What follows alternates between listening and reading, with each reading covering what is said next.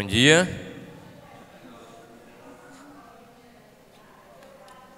Vamos adorar o nosso Deus com louvores.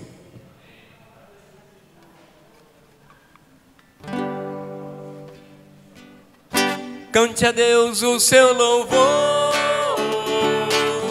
que seja alegre o seu cantar, que grandes coisas Deus tem feito, com gratidão venha aclamar. Ressoe o mar e tudo que nele existe, o mundo e seus habitantes. Batam palmas os rios e juntos cantem de alegria aos montes, cantem sua vitória. Sua vitória é completa, é tão leal em seu amar, e ao som de instrumentos vamos todos exultar. Ressoe o mar e tudo que nele existe, o mundo e seus habitantes. Batam palmas os rios e juntos cantem de alegria aos montes, cantem.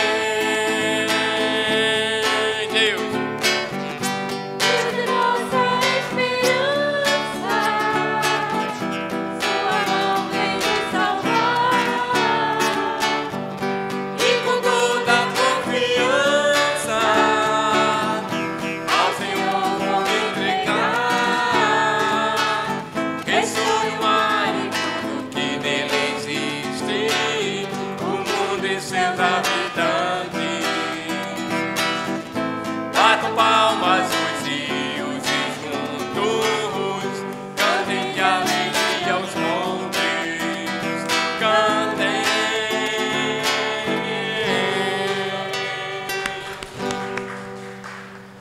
Muito alto.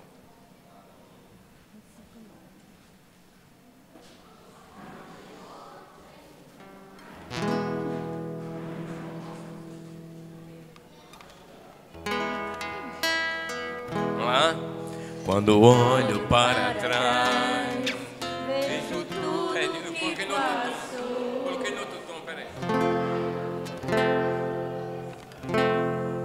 Quando olho para trás, vejo tudo que passou, das feridas do pecado, o teu sangue me livrou, fez-me nova criatura. Espelho no Senhor, que nos cuida com a ternura de teu braço protetor. Senhor, estou aqui, ó Pai amado, eu quero te adorar. A minha vida eu entrego pra servir. Senhor, eu estou aqui. Teu Espírito é tão forte, traz coragem e fervor, pois Jesus venceu a morte, enfrentando tanta dor. Teu amor é minha cura, nele eu posso descansar, nessa vida insegura. O Senhor é meu lugar. Senhor, estou aqui, ó Pai amado, eu quero te adorar. A minha vida eu entrego pra servir. Senhor, eu estou aqui. Senhor,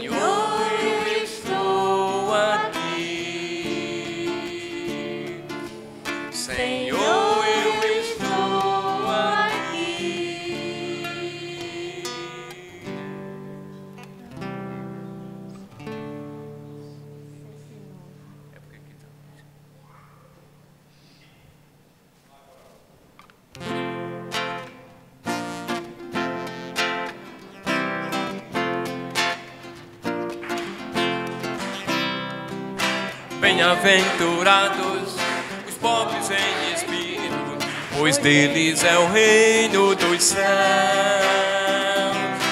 Bem-aventurados são os que choram, porque Deus os consolará.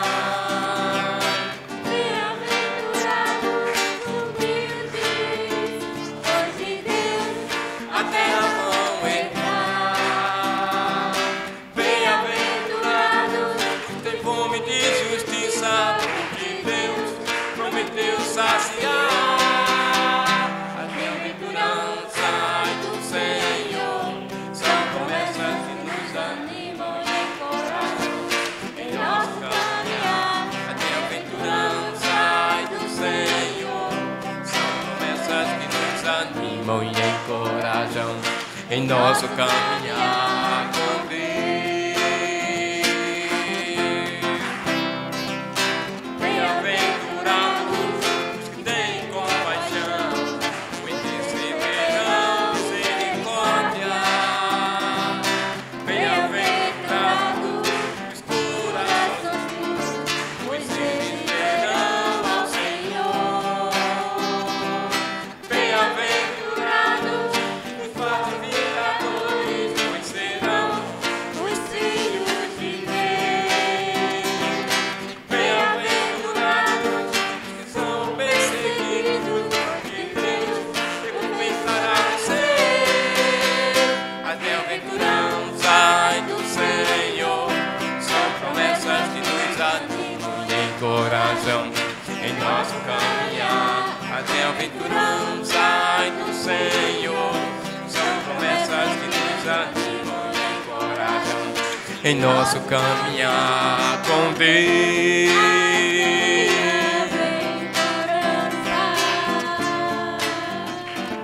Em nosso caminhar com Deus.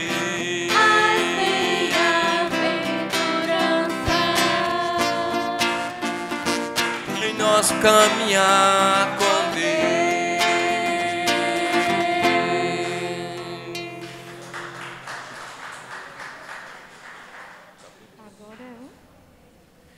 É o momento da ceia, né? As crianças vão para a salinha.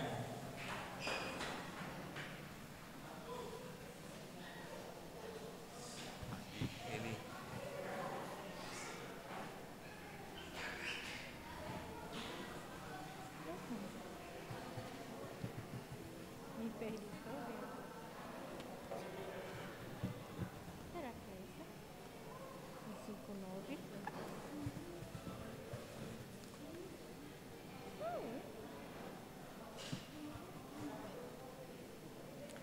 71, canção número 71, 71. Ele mudou. Segunda. Já vi. Tô toda perdida até agora. Vamos continuar?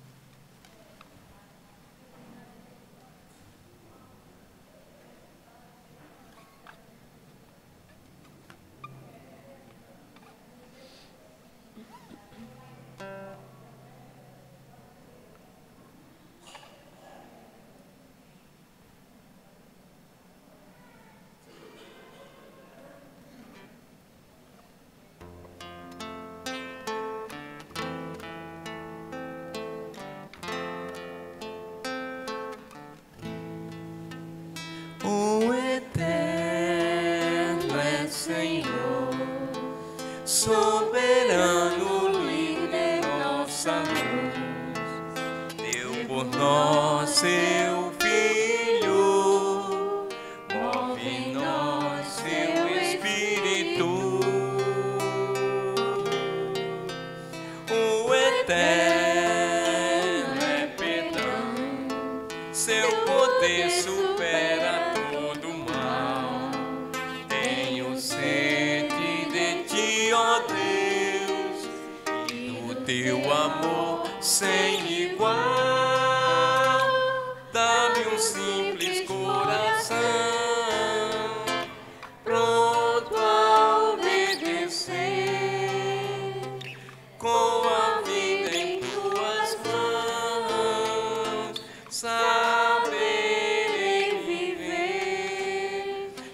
confessarmos os pecados, Ele é fiel e justo para perdoar nossos atos e nos purificar de toda justiça. O Eterno é Senhor, soberano, líder, nossa luz. Deu por nós seu Filho, e nós seu Espírito. O Eterno é perdão, seu poder supera todo mal. Tenho sede de ti, ó Deus, e do teu amor sem igual. Dá-me um simples coração, pronto a obedecer, com a vida em tuas mãos, saberei viver. Se confessarmos os pecados, Ele é fiel e justo para perdoar nossos atos e nos purificar de toda injustiça.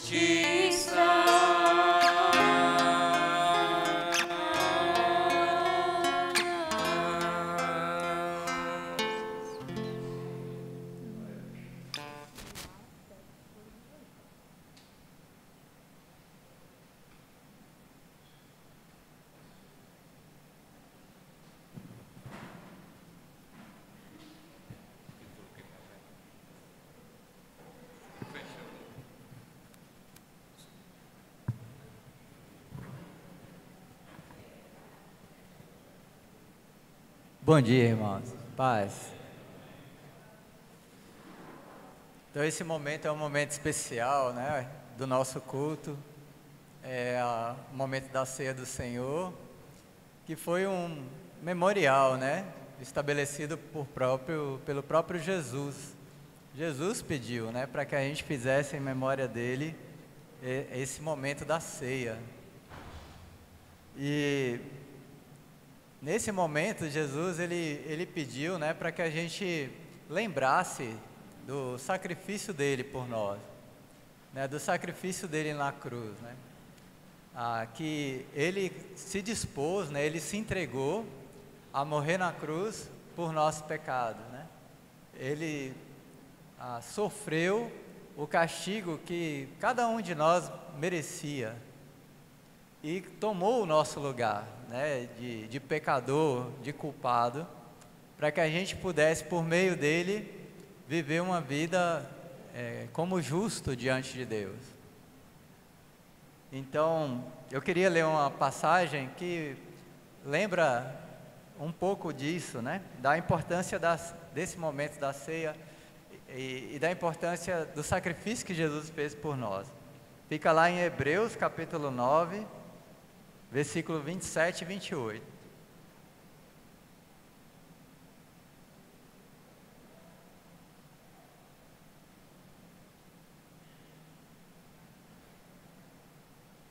Então diz assim: da mesma forma como o homem está destinado a morrer uma só vez e depois disso enfrentar o juízo, assim também Cristo foi oferecido em sacrifício uma única vez, para tirar os pecados de muitos, e aparecerá segunda vez, não para tirar o pecado, mas para trazer salvação aos que o aguardam.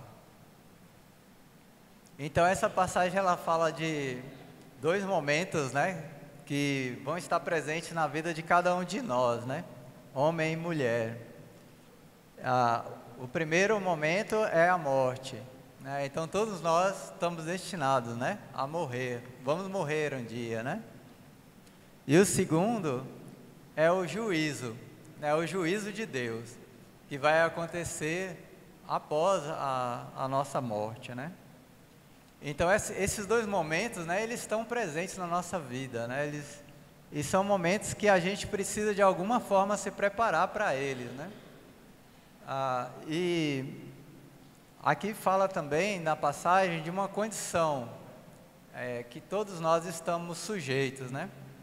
A primeira condição é que cada um de nós carrega o fardo do pecado, né? Ou seja, o pecado que cometemos, né? Ele fica sobre nós, né? A culpa do pecado, né? As consequências do pecado, tudo está sobre nós. Então, se nós formos olhar a nossa condição enquanto homens e mulheres sem Cristo, nós estamos destinados a morrer e a sofrer o juízo. E além disso, nós estamos condenados. Por quê? Porque somos culpados por nosso pecado. Então, não nos resta esperança nenhuma nessa vida sem Deus, sem Jesus, a não ser enfrentar a morte e a segunda morte, que é o juízo, e ser condenado a passar uma vida inteira, uma eternidade inteira longe de Deus, no inferno, né? E isso é muito ruim, né? Saber dessa realidade, isso nos traz muita tristeza, muito peso, muito transtorno, né? Então, Jesus, ele entra em nossas vidas, né? Justamente para tirar essa condição que nós temos, essa condição de condenados, né? De culpados, de escravos do pecado, né? Da culpa do pecado em realizar o pecado. Então Jesus vem substituir o fardo do pecado em nossas vidas pelo fardo leve que Ele oferece, de uma vida entregue a Ele, né? Então quando a gente se entrega a Jesus, né? Então a gente passa a usar esse fardo que Jesus nos deu, por meio do sacrifício dele na cruz por nós, né? Ele nos institui um fardo leve, onde a nossa vida de arrependimento dos nossos pecados, a nossa vida entregue a Ele, isso vai nos permitir vivenciar a graça que Ele nos oferece. Nós teremos nossos pecados perdoados por Deus. Nós vamos poder enfrentar o juízo não como um temor, né, de que vamos ser reprovados, vamos ser culpados, mas a gente pode enfrentar o juízo na certeza de que seremos salvos, de que viveremos a eternidade com Deus, a eternidade com Jesus. Então que esse momento, né, da ceia, ao comermos do pão, que representa o corpo de Jesus dilacerado, entregue em nosso favor, e tomarmos do suco de uva, que representa o sangue de Jesus derramado por nós, para nos dar o perdão dos pecados, que a gente possa se lembrar com gratidão desse ato de Jesus por nossas vidas, né? E mais do que isso, que possamos nos encher de fé, de esperança, de que não temos nada a temer, e que a nossa vida em Cristo, ela é o melhor presente que nós poderíamos receber de Jesus e de Deus. Vamos orar juntos. Senhor Deus, quero muito agradecer ao Senhor por Jesus, Pai, em nossas vidas. Agradecemos porque por meio de Jesus temos o perdão de nossos pecados. Obrigado porque por meio desse sacrifício de Cristo por nós podemos, Pai, viver uma vida carregando um fardo leve, que é viver para Ti, Deus, que é viver para Teu Filho Jesus. Obrigado porque temos a certeza de que a morte é apenas uma passagem para uma vida eterna com o Senhor, e que diante do Teu juízo, que todos os homens estarão sujeitos, nós podemos estar tranquilos e, na verdade, esperançosos de que vamos viver uma vida eterna com o Senhor nos céus, graças a Jesus. Fica conosco, oramos gratos em nome de Jesus. Amém.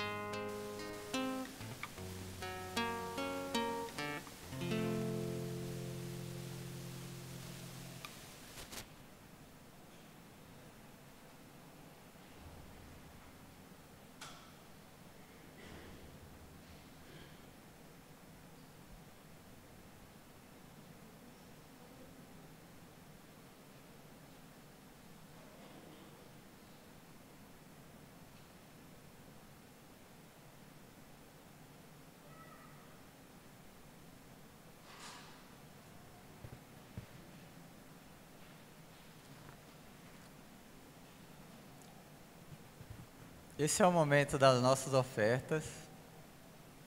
É o momento que a gente reserva para ofertar a Deus financeiramente, né? Como fruto do nosso trabalho.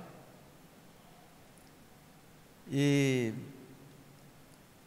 esse é o momento que surgiu no relacionamento do homem com Deus, né?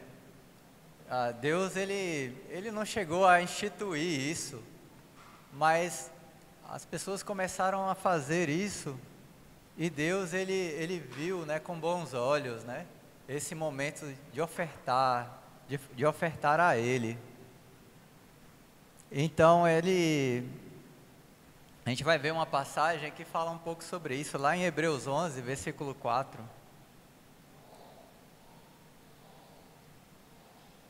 Fala da importância de ofertar a Deus, né, como parte do relacionamento com Ele. Então, Hebreus 11, versículo 4. A palavra de Deus diz assim: pela fé, Abel ofereceu a Deus um sacrifício superior ao de Caim. Pela fé, ele foi reconhecido como justo, quando Deus aprovou as suas ofertas. Embora esteja morto, por meio da fé, ainda fala. Então essa passagem mostra, né, que ofertar é um ato de fé, né? Então é muito importante, né, para a nossa vida espiritual, é onde a gente demonstra fé em Deus, né? Fé na provisão de Deus. E Deus olha para esse ato como um ato de justiça, né? Deus acha justo isso, né, que a gente pegue parte do que nós recebemos dele e devolvamos a Ele, né? Com fé, com confiança de que Ele vai continuar nos suprindo, né? E de que nada vai nos faltar. E então Deus, Ele aprova esse ato de ofertar, reconhecendo nossa fé no momento da oferta e reconhecendo que somos justos diante dos olhos dele, né? Então, além disso, a oferta, né, ao ofertarmos, a gente passa a ser um exemplo, né, de fé uns para os outros, né, na igreja, e também para a futura geração e para as pessoas que vão vir a fazer parte da igreja, né? Então, ofertar é um ato importante no nosso relacionamento com Deus, né?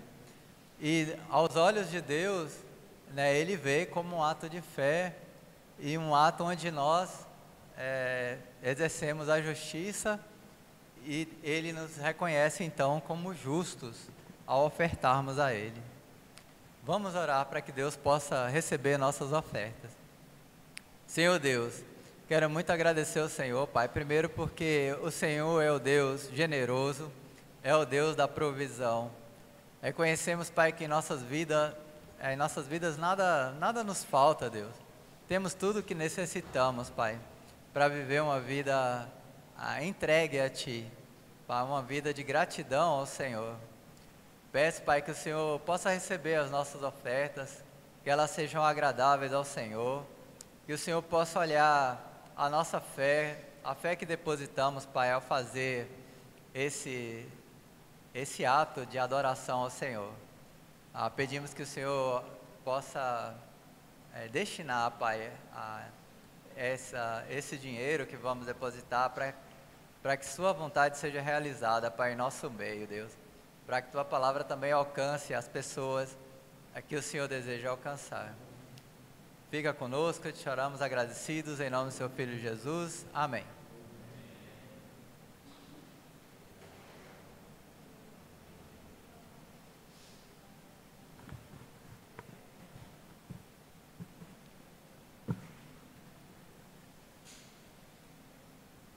Vamos nos pôr de pé.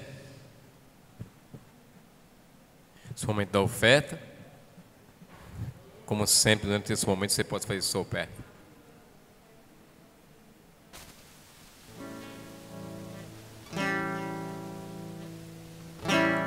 Ó Deus, que nos traz alegria, dando força e coragem para lutar cada dia.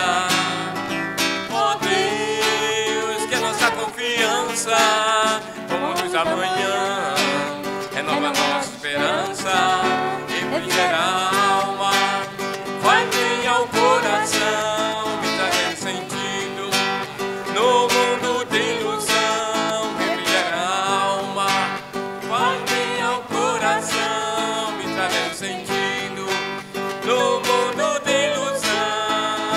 Ó Deus, tu criaste a terra, a grandeza do sol, toda a atmosfera.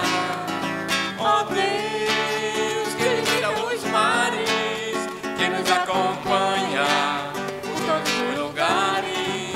Refrigera a alma, faz bem ao coração, trazendo sentido no mundo de ilusão. Refrigera a alma, faz bem ao coração, me trazendo sentido no mundo de ilusão.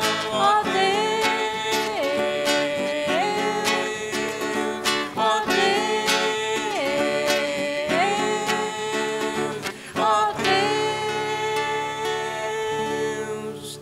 Podemos sentar.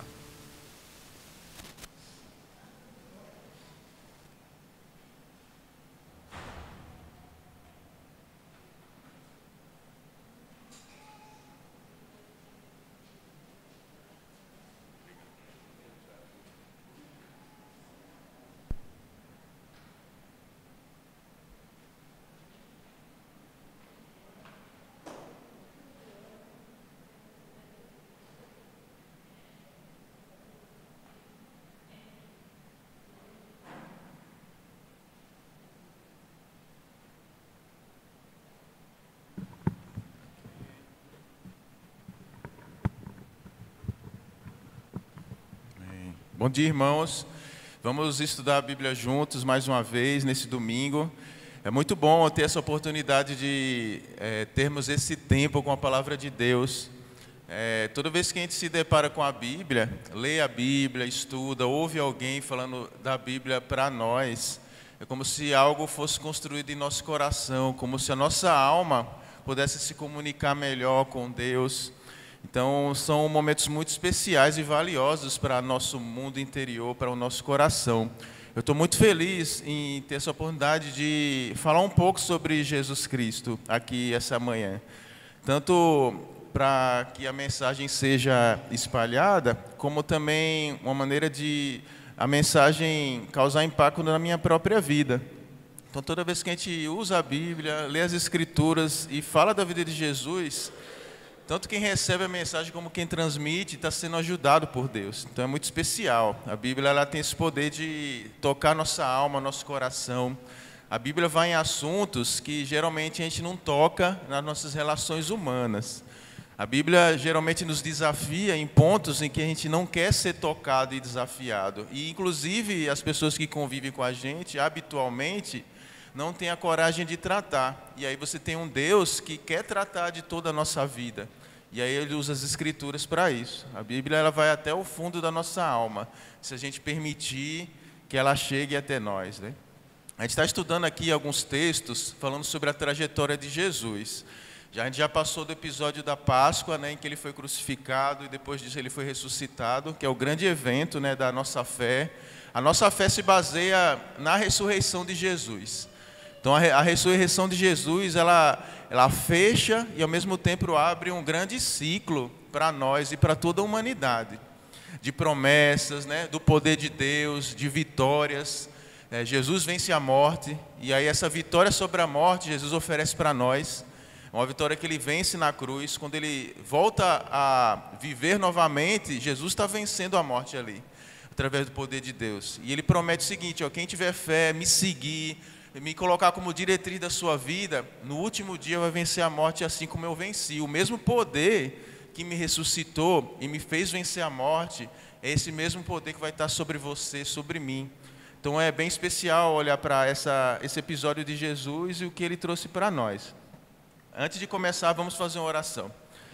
Senhor Deus, obrigado por estarmos aqui reunidos como igreja. Queremos agradecer porque o Senhor nos chama de lugares tão distantes, de profissões, de passados, de vidas, Pai, tão diferentes uns dos outros, Pai. E consegue nos trazer e nos mover como uma comunidade, Pai, unida, unida no amor, Pai, unida no Teu propósito, que é o Seu Filho, unida no Teu Espírito, e sendo uma família. Queremos agradecer por esse milagre, Pai. É tão difícil, Pai, as famílias hoje estarem completamente unidas, estarem com os corações resolvidos. São tantas dificuldades, Pai. Só que o Senhor nos chama para uma família em que o Senhor vai cuidar e tratar dos corações, Pai. E poderemos viver unidos com a ação do Teu Espírito em cada um de nós, Pai. Muito obrigado por isso também. Abençoe esse momento aqui, Pai. Oramos gratos em nome de Jesus. Amém. Vamos ver a escritura que está em João capítulo 13, versículo 38 a 35. João capítulo 13, do versículo 38 a 35. É o Evangelho de João. Aí você fala assim, poxa, mas a gente já estudou semanas passadas sobre um episódio depois disso aqui, que foi Jesus sendo crucificado e sendo ressuscitado dos mortos. Esse episódio de Jesus sendo ressuscitado é bem depois desse capítulo 13. Por que a gente está voltando no capítulo 13? O que é que tem aqui relacionado à ressurreição, após a ressurreição? Vamos ler o João 13 que a gente vai entender. Versículo 38 e 35. Diz assim. Isso aqui foi antes de Jesus morrer na cruz. Depois de Judas ter saído, Jesus disse: agora o Filho do Homem será glorificado e Deus será glorificado por meio dele. Se Deus é glorificado por intermédio dele, então Deus também glorificará o Filho do Homem nele mesmo. E Deus vai lhe dar essa glória muito em breve. Queridos filhos, eu não vou ficar com vocês por muito mais tempo. Vocês vão me procurar. Mas como eu já disse aos líderes dos judeus, repito agora a vocês: vocês não podem ir para onde eu vou. Eu lhes dou um novo mandamento: amem-se uns aos outros. Vocês devem se amar uns aos outros da mesma forma como eu amei vocês. Nisto todas as pessoas saberão que vocês são meus discípulos, se vocês me amarem uns aos outros. Até aqui. Qual que é a relação dessa passagem com a ressurreição de Jesus, né? Após a ressurreição? Por que a gente está voltando nela? Essa passagem, o que estava acontecendo aqui? Judas já havia determinado em seu coração trair Jesus e entregar Jesus às autoridades. Inclusive fala no 31 que Judas já tinha saído para fazer isso. Então Jesus já estava num momento bem tenso, prestes a ser preso, maltratado, aprisionado, espancado, torturado e crucificado. Jesus sabia que isso estava vindo pela frente. E o grande sinal era Judas. E aí Jesus vê Judas saindo da reunião deles e indo entregá-lo para os grandes mestres da lei, né? Então Jesus estava nesse contexto aqui. É um contexto de medo, tá, irmãos e amigos? Eu sabendo que um cara vai me entregar ali, vai entrar uma galera para me pegar, me espancar, eu não vou ficar feliz, tá? Pô, que massa, vai lá. Eu já vou ficar todo apreensivo, né? Então, assim, o que for sair da minha boca, do meu coração, são palavras de preocupação, de apreensão, porque o pior estava por vir. Então, aqui quando Jesus estava falando isso aqui, o pior estava por vir. Depois desse episódio aqui, ó, prisão, tortura, morte na cruz. Só que Jesus fala o seguinte, que Deus é glorificado por intermédio dele. Jesus fala assim, que Deus vai glorificar Jesus quando Jesus for para a cruz. E ele fala assim que essa glória vai vir em breve. Então a perspectiva que Jesus tinha desse episódio aqui não era medo, temor, mas era um período em que Deus ia olhar para o que Jesus fez. Ó, Jesus, você foi até o fim na cruz, você vai ser glorificado. Essa palavra de ele foi glorificado significa assim, ó, parabéns, você foi até o fim, né? Você vai ser recompensado, né? Isso era ser glorificado. E aí Jesus está dizendo assim, ó, que mesmo nesse contexto de apreensão, medo, dor iminente, o que estava na mente de Jesus é o seguinte, ó, eu vou até o fim, Deus vai me recompensar e eu vou ser vitorioso. Deus vai ser vitorioso. O final dessa história é Deus vitorioso. E ele deixa essa mensagem para os discípulos. E sabe o que os discípulos pensam ouvindo isso aqui? Nada. Eles não entendem nada, a mente deles está confusa. Ser glorificado, Deus vai glorificar você. Para onde você vai, a gente não vai poder ir. Que danado é isso, Jesus? Eu não estou entendendo nada, né? Só que tempos depois, né, quando Jesus morre e é ressuscitado, eles começam a ligar os pontos e falam, pô, então aquela hora que Jesus estava falando ali, quando Judas saiu, ele estava falando de quando ele foi para a cruz e ele é ressuscitado, vence a morte e Deus é glorificado. Então ele estava falando aquilo para nós. E que depois Jesus ia para os céus e para onde Jesus está, a gente não vai poder estar com ele naquele momento, né? A gente vai ter que ficar aqui. E aí eles começam a lembrar disso, né? E começam a associar. Então Jesus estava falando ali do futuro, né? Do futuro dele, do futuro ligado a Deus e do futuro da igreja. E aí diante dessa vitória de Deus, diante desse Jesus glorificado, né? Deus sendo glorificado através do próprio Jesus, Deus venceu, Jesus venceu. Ele fala assim, quanto a vocês que não vão poder ir para onde eu vou dar um mandamento para vocês, vocês que ficam, amem-se uns aos outros. Vocês devem se amar uns aos outros da mesma forma como eu amei a vocês. Nisso todas as pessoas vão saber que vocês são meus discípulos, se vocês amarem uns aos outros. Então o que Jesus está dizendo é o seguinte, ó, Deus venceu. A parte de Deus foi vencer. A parte de vocês é agora o quê? Amar. Eu vou para o céu, eu vou sentar à direita de Deus como um Jesus glorificado, um Jesus vencedor, um Jesus que foi até o fim e recebeu a recompensa e a coroa. A parte de vocês é perseverar nessa vida aqui. De que forma? É só olhando para a ação de Jesus. Eita, ó, Jesus morreu na cruz, né? Que massa, né? Rapaz, olha ali, Jesus morrendo na cruz. Pô, já ressuscitou, é mesmo, né? Ressuscitou, tá legal, né? Não! Vocês vão ficar aqui, ó, amando-se uns aos outros. A perseverança de vocês nessa vida aqui vai ser viver em comunidade, e essa comunidade vai ser de amor mútuo. Como é que eu vou viver aqui sem Jesus? Jesus foi para o céu, Jesus venceu, foi levado para os céus. Jesus foi, depois que ele ressuscitou, ele foi levado para os céus. Como é que eu vou viver minha vida aqui agora, após a ressurreição? A partir da ressurreição, que diretriz, que perspectiva abre para como eu devo viver a minha vida? Ah, Marcelo, eu sempre vivi a minha vida de maneira isolada, individualista.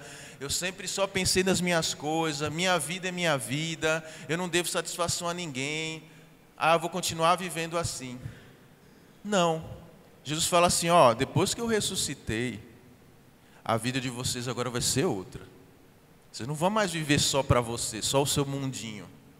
Vocês vão agora aprender na perspectiva de uma vida comunitária. Vocês vão resistir a esse mundo e tomar posse da vitória que eu conquistei para vocês na cruz, vivendo em comunidade, que é o amar uns aos outros. Ah, mas eu não gosto de viver em comunidade, não. Eu gosto de viver só, eu sei fazer minhas coisas, eu não dependo de ninguém. Legal. Mas agora isso é um mandamento. Depois que eu ressuscito, depois que eu vou para os céus, o modo que vocês vão viver agora é diferente. Esquece essa vida individualista, essa vida que é só para você. Vocês vão viver agora em comunidade. Então a comunidade cristã, ela é colocada como Jesus, como uma maneira que o povo vai perseverar nessa vida, até conquistar a vitória, ou na morte, ou nos céus. Pô, Jesus foi para o céu, beleza. Como é que eu vou conseguir chegar lá até o fim? Vivendo em comunidade, amando uns aos outros. Você vai começar a viver em relações mútuas, de amor, de acolhimento, de perdão, de convivência. Não é amar uns aos outros, cada um no seu canto. Não é amar uns aos outros online. Não é amar uns aos outros esporadicamente. É uma nova perspectiva de ver, um novo jeito de viver, que é viver em comunidade. O cristianismo, ele só é vivido plenamente em comunidade. Ah, mas eu não preciso, eu leio a Bíblia sozinho, eu oro sozinho, eu faço jejum sozinho, eu às vezes vou para uma igreja sozinho, beleza. Mas será que isso é o cristianismo pleno? Isso é a vida plena que Jesus deu para nós? Será que é isso que Jesus está dizendo aqui? Essa expectativa que Jesus está descrevendo aqui, é essa que você tem vivido? Porque Jesus está falando outra coisa aqui. Falou, agora eu vou dar um novo mandamento para vocês. Ó. Tem uma coisa interessante, gente. Esse mandamento do amor, ele já foi descrito antes de Jesus falar, sabe? Existia esse mandamento do amor, né? Amem o próximo, né? Amem. Só que era um mandamento da antiga aliança e era um mandamento sem referência. Era assim, só assim, amem. Era um mandamento, amem. Ame o seu vizinho, né? Ame a pessoa que convive com você, ame. Só que não tinha uma referência. Com Jesus, ele se coloca agora como uma referência. E ele diz assim, eu como referência do amor, primeiro, é um mandamento meu, e é um novo mandamento. Porque agora o amor não é um amor que pode ser interpretado de 1000 maneiras, ou pela própria conveniência. O amor tem eu como referência, me tem como referência. Amem uns aos outros assim como eu amei vocês. Opa! Então eu estou preso ao amor de Jesus. Não é o jeito que eu quiser, não é o que for conveniente para mim. Ah, eu amo a galerinha que é do meu grupo, a galera que pensa que nem eu, da minha vibe. Espera aí, Jesus não amou assim. Ah, aquele cara ali, eu não quero nem conversa com ele, o que ele fez comigo não tem perdão. Espera aí, Jesus amou assim? Não. Então, quando Jesus fala assim, para vocês continuarem na fé, e chegarem até o fim, onde está essa vitória que eu conquistei, vocês vão precisar viver em comunidade e vocês vão precisar ter um amor, me tendo como referência desse amor. Então é uma decisão muito profunda, sabe, irmãos e amigos? Você ter fé em Jesus. Não é só adquirir umas crenças novas, adquirir uma rotina nova, um lugar para ir, um lugar que tem pessoas legais. Isso nem trisca na profundidade que é essa decisão de seguir Jesus Cristo, a mudança de mentalidade que é seguir Jesus Cristo. Muda tudo, muda a sua maneira de ver a vida, de se ver, de se relacionar, de conviver, sua rotina, seus horários, muda tudo. Tudo agora vai estar condicionado ao quê? A comunidade cristã, é o topo. Um grande problema que a gente sente, irmãos e amigos, quando a gente vai falar de casamento, né, vai conversar com as pessoas lá fora, tá? É o seguinte, algumas pessoas se casam, e aí um dos cônjuges ou os dois, mesmo entrando no matrimônio, continuam tendo uma vida de solteiro. Aí a esposa diz, pô, mas o marido não para em casa, só vive com os colegas na rua, chega de madrugada, tá, não sei o que lá. Você olha assim, pô, o cara casou, mas na mente dele, ele ainda está vivendo a vida de solteiro. Ou o contrário também, né? Pô, minha esposa só está com as amigas, não sei o que lá, tá, não para em casa, tá, é só o pessoal lá fora, tá. Peraí, tu entrou numa relação, mas tu ainda quer viver a vida de solteiro. Muda, sabe? Quando você entra numa relação, muda. É outra mentalidade. Peraí, acabou a vida de solteiro. Minha vida é isso aqui, ó, somos nós dois. Né? A minha completude não está nos meus colegas, não está lá no happy hour. Minha completude está em você e a sua completude está em mim. Isso é uma relação. Aceitei Jesus Cristo, tomei a decisão de fazer parte da família de Deus. Só que eu ainda quero viver como solteiro. Eu ainda vivo vida isolada, ainda vivo sem dar satisfação a ninguém. Eu só me reúno quando é conveniente, não tenho compromisso com a comunidade. Isso é você casar e ainda ter vida de solteiro com Deus. Por isso que quando Jesus nos chama a ser pai da família dele, ser pai da igreja dele, é você entrar numa relação onde agora a sua vida, o seu mundo, vai ser a comunidade que olha para Cristo, que segue a Cristo. E esse foi o grande plano de Deus para nós, né? Para a igreja dele, né? Só que esse modelo ele esbarra com os pensamentos da contemporaneidade, né? Sobre individualismo, né? Sobre liberdade, sobre o respeito, né? Ao mundo individual das pessoas. E aí você fica, né? Pô, mas eu vou seguir o que Deus sonha que eu siga ou eu vou seguir as tendências desse mundo, né? E aí você encontra grupos, modelos de relacionamento com Deus que ainda assim são experiências de vida individualizadas, que o conceito de comunidade está muito distante, que é o conceito que Jesus sonhou para todos aqueles que iam ter fé no Filho dele. Ter fé em Jesus não é só acreditar nas coisas de Jesus, é você começar a viver numa comunidade de Jesus. E essa vai ser a sua família, que é a família de Deus. Jesus diz assim, ó, eu vou para a cruz, e vocês vão para onde? Vocês vão na direção do outro. Meu caminho é a cruz, o caminho de vocês é na direção da comunidade, é na direção do outro. São dois movimentos na mesma direção, só que um se apega ao outro, um continua o outro. Então quando Jesus fala assim, ó, estou indo para a cruz, ele está dizendo assim, eu estou indo para a cruz e vocês também estão indo para um lugar, gente, que é uns aos outros. Esse é o lugar que vocês vão.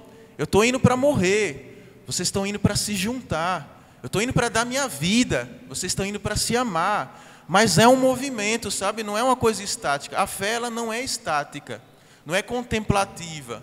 Não é ideias que deixam você emocionado e você chora e você vai para casa e continua vivendo isolado. Mas ela move você numa direção, que é na direção de quê? Da comunidade de Jesus.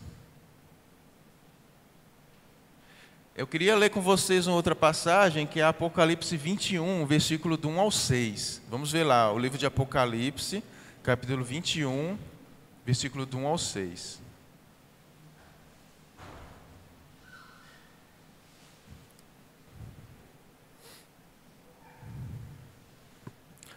Apocalipse 21, versículo do 1 ao 6.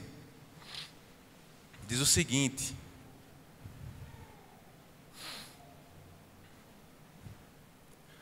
Depois vi um novo céu e uma nova terra. O primeiro céu e a primeira terra tinham desaparecido e o mar já não existia mais.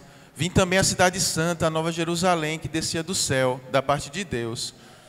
Ela estava vestida como uma noiva enfeitada para o seu marido. Então ouvi uma voz forte que vinha do trono dizendo: agora a morada de Deus vai ser com os homens. Deus habitará com eles e eles serão povos de Deus. Então o próprio Deus estará com eles e ele lhes será por Deus. Deus enxugará todas as lágrimas dos seus olhos e a morte já não existirá mais. Não haverá mais luto, nem choro, nem dor, porque as coisas velhas já passaram. E aquele que estava sentado no trono disse: olha, eu estou fazendo tudo novo. E acrescentou: escreva isso, porque essas palavras são verdadeiras e dignas de confiança. E ele ainda me disse: tudo está feito, eu sou o alfa e o ômega, o princípio e o fim. A todos os que têm sede eu darei de beber de graça da fonte da água da vida.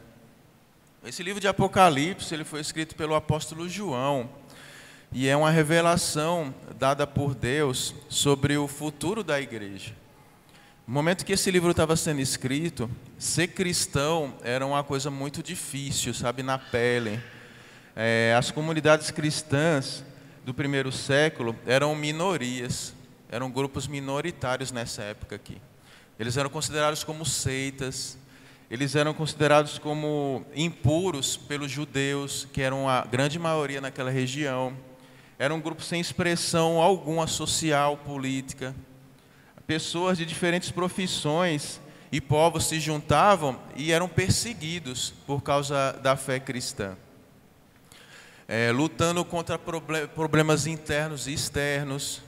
Havia momento de grande cansaço na vida dessas pessoas, de tanto levar nas costas, só bolada nas costas, a vida toda. E isso ficava pior quando tinha os martírios, né? Que eram cristãos sendo mortos e martirizados pelo governo de Roma. Que para Roma era inadmissível que pessoas se reunissem em comunidade tendo um senhor que não fosse o imperador. E essas pessoas se reuniam como comunidade tendo um senhor que não era o imperador, mas era Cristo.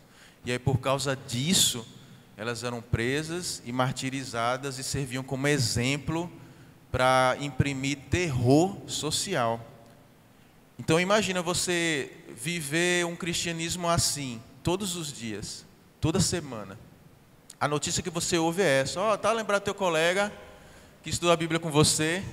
Ah, lembra, oxe, gente boa, o cara deu a vida por mim e tal. Morreu. Pegaram ele e colocaram num poste e tocaram fogo. Está lá nas ruas de Roma. Tá lembrando da tua colega lá que costurava com você, e ela passou para a sua casa lá para vocês costurarem junto? Lembra, rapaz, a minha menina doce e tal. Pronto, foi jogada aos leões essa semana. Era assim a vida cristã, sabe? Por mais que você tenha fé, você viver num ambiente de pressão desse cansa, abate, sabe? Abate muito, só notícia pesada. E aí você começa a questionar: será que vale a pena mesmo eu ter a fé nesse Jesus? Será que não é melhor eu ter Roma como o Senhor da minha vida, né? E tudo ficar bem? Eu ter meu empreguinho, ter minha casinha, e ninguém vai mexer comigo. Então, será que vale a pena mesmo eu ter entregue a minha vida a Jesus? E aí nesse contexto, o apóstolo João ele escreve essa carta de Apocalipse como um fôlego de esperança para esses cristãos. E essa carta ela vai dizer o seguinte para a igreja: por mais que vocês passem por tudo isso, a igreja vai sair vencedora. Persevere, a igreja vai vencer. Jesus venceu. A mensagem que ele está falando aqui é esse, se você perseverar até o fim, você vai vencer, a igreja vai vencer. Tudo isso que está acontecendo aqui, no final, a igreja vai sair vencedora. Deus vai fazer com que a igreja vença. Persevere, não desista. E como é que eles perseveravam, irmãos? Em comunidade, juntos, amando uns aos outros. Eu quero estar com vocês, ó, vamos estar junto, vamos marcar, vamos conversar, vamos ler a Bíblia junto, vamos orar, vai ter tal coisa, eu vou. Eu quero estar em comunidade, eu quero construir comunidade. Eu quero que minha fé esteja sendo construída e fortalecida em comunidade. Uns aos outros funcionam juntos, em comunidade. Essa é a maneira de perseverar e alcançar esse lugar aqui, ó, onde não haverá choro, não haverá dor, não haverá morte, onde Deus vai enxugar cada lágrima nossa. Para chegar lá, a gente só chega em comunidade. A gente só chega como família de Deus. A gente só chega numa dinâmica em que a sua vida vai ser amar e ser amado. Quando Jesus ressuscitou, a ressurreição foi o início de todas as novas coisas. Jesus fala muito sobre farei novas todas as coisas, né? Quando Jesus ressuscita, é o início de todas as novas coisas que Deus tem para nós, né? E essa comunidade, que é a igreja, é uma dessas novas coisas, que Jesus fez nova todas as coisas. É uma maneira de viver junto, nova, que ninguém tinha experimentado antes, nem perto, que Deus criou. Novo. Novas relações. Um novo amor. É um amor que ninguém amou, tendo Ele como referência das relações. Apesar de Judas ter traído Jesus, em João 13, Jesus venceu e foi glorificado. Apesar da igreja ter sofrido grande perseguição e opressão, a igreja vence e aqueles que perseveram até o fim são glorificados. Então, perseverar no amor de Deus de modo comunitário.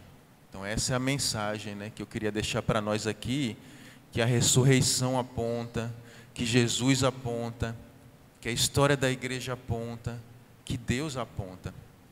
Você ainda tem compromisso com a comunidade cristã? Você é uma pessoa comprometida? Ou você já perdeu o compromisso? Comprometimento. Com o mandamento de Jesus, né? Eu sou comprometido com a comunidade de Jesus, com a comunidade de Deus que é a igreja, né? Eu tenho compromisso. Então, fale isso para você. Fale isso para você mesmo ouvir. Eu tenho compromisso com a comunidade de Jesus. É lá que eu vou perseverar. É lá que minha fé vai durar até o último dia da minha vida. É lá que Deus vai agir, me fortalecendo, me amadurecendo na comunidade de Jesus, onde Ele é o cabeça. Então, que Deus nos abençoe, irmãos, e possa nos conduzir como igreja. Possamos convidar pessoas que vivem nesse mundo de maneira isolada para viver isso, esse algo novo, que é a comunidade de Jesus, nesse amor novo, que é o amor assim como Jesus nos amou. Deus abençoe, irmãos. Vamos orar. Senhor nosso Deus, obrigado, Pai, por Senhor nos convidar, Deus, para uma experiência tão nova, Pai, tão grandiosa, Deus, que é viver o Seu amor, que é poder se relacionar um com o outro a partir do Seu amor, Pai, que é viver essa comunidade, Deus, que nos ajuda a perseverar até o último dia da nossa vida, Pai, para alcançarmos essa glória, Pai, que o Senhor conquistou na cruz do Calvário para nós, Pai. Nos ajude, Deus, a sermos comprometidos, Pai, com a Sua comunidade, Deus, que ela esteja em primeiro lugar nas nossas vidas, Pai, que o Senhor esteja em primeiro lugar nas nossas vidas, Pai, através desse movimento que fazemos na direção dos nossos irmãos, Pai. Oramos muito agradecidos, em nome de Jesus, amém. Amém. Oi.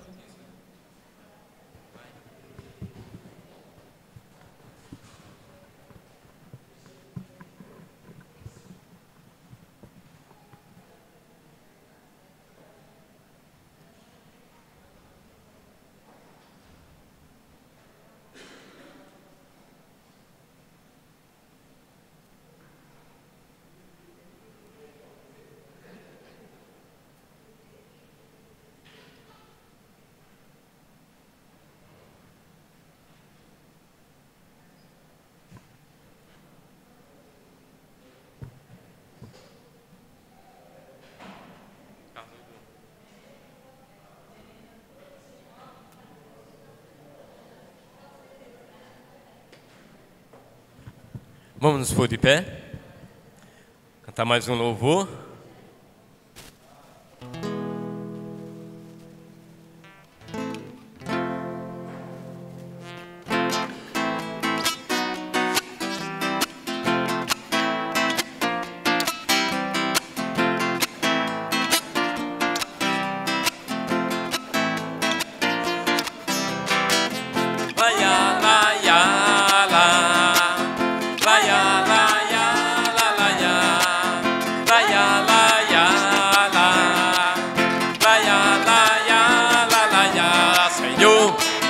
Obrigado por tudo que tem feito por mim.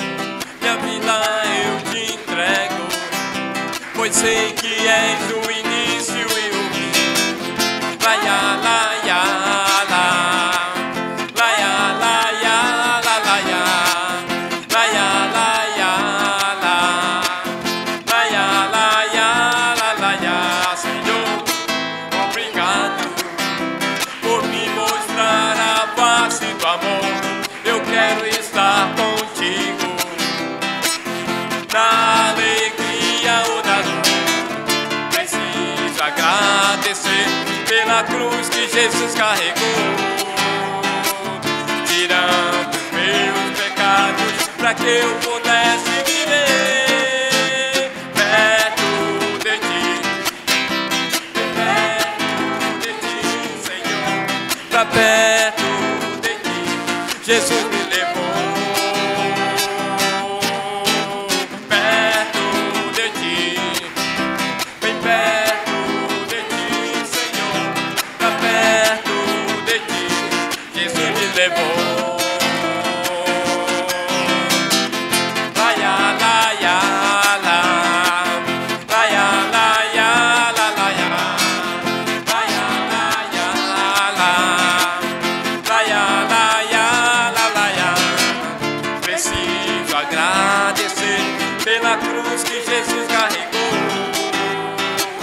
tirando os meus pecados para que eu pudesse viver perto de ti, bem perto de ti, Senhor.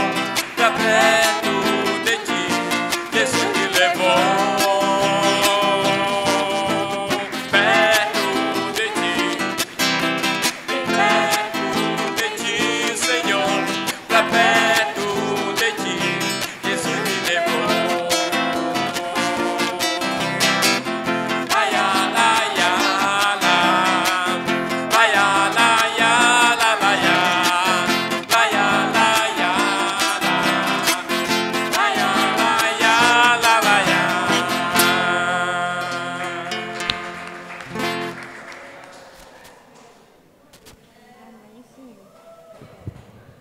Só uns avisos, tá, irmãos? A gente está começando um grupo na igreja que são servos de grupos da nossa igreja.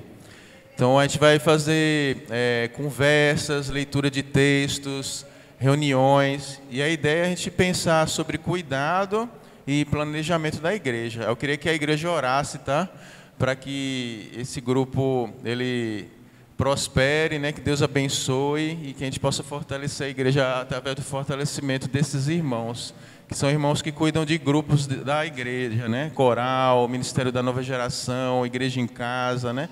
Então, os vários grupos, a gente quer poder estar junto para poder se fortalecer, pensar algumas coisas assim para a igreja, né? Então, vai ser bem especial para vocês orarem, tá? Por esse grupo. A gente está fazendo as reuniões aí. Passa aí. A gente passou para vocês no grupo individual um formuláriozinho que é para você preencher com seus dados, tá? São as pessoas que foram batizadas aqui na igreja, ou então as pessoas que foram apresentadas vindas de outras igrejas, né? Como membros, né? Que a ideia é a gente tem assim data de batismo, data de aniversário, né? Alguns dados que são relevantes. Por exemplo, quer fazer aniversário antes do mês, né? Como é que a gente vai saber, né? Aí vai ficar perguntando um por um, não, já tem lá, ó, esse mês está, um exemplo, Vívia, Aguinaldo, Luciana, vamos fazer um bolo para eles, né? E outras coisas que a gente pode trabalhar a partir disso, tá? Lembrar as datas de batismo, que são datas bem especiais também. Então, irmãos, ó, preencha, que é bem importante para nós como igreja, tá? Aí, qualquer dúvida, você fala com o Jackson. Jackson foi quem bolou o formato da planilha, né? Se tiver alguma dúvida em algum campo, aí vocês procuram o Jackson. E vamos ter no próximo sábado o encontro de casais. Vai ser o almoço e vai ser até às 4 da tarde, tá? Meio-dia às 4 da tarde. Vai ser no salão grande, salão de festas grande, lá do apartamento de Jackson e Jéssica, tá? A Aliciane e Pedro estão organizando alguns pontos. Então, se tiver alguma dúvida, você fala com a Aliciane e Pedro, tá? Aí vai ser bem especial aí o encontro dos casais, tá bom, gente? Então, Deus abençoe, nosso culto está encerrado. Ótima semana.